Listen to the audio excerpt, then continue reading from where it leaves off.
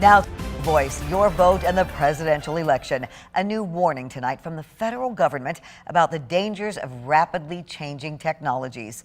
13 on your side political reporter Josh Albertus spoke to an expert about the growing concern over artificial intelligence. The rise of artificial intelligence has many concerned over the potential impact to elections, now coming under the spotlight of the federal government.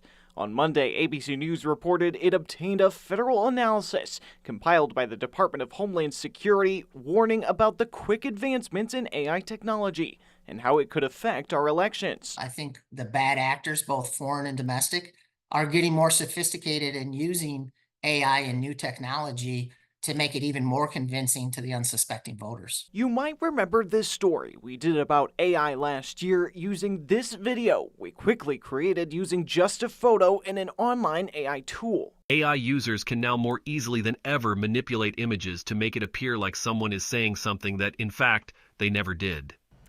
Now, this was the better part of a year ago and made by someone who is not at all well versed in working with this kind of AI. But even since then, experts have warned that technologies like this have been advancing quickly.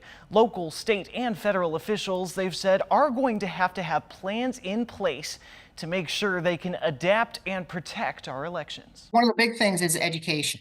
And some of it's mandated by legislation. Another thing clerks are doing and taking on by themselves. For example, clerks partnering with organizations such as Keep Our Republic, doing educational forums out in the community, arming people with good information. In Michigan, lawmakers have already moved to put restrictions on how AI can be used in political advertising, among other election safety measures. The penalties can be severe. The statute allows for civil penalties as well as criminal charges, so you could face jail time for violating these statutes. But beyond the halls of the state capitol, everyday voters will likely need to be vigilant and know whom to trust. Local clerks in every county and city, they are great resources for trusted information, and that's where you need to go to get that information. Josh Albertus, 13 on your side.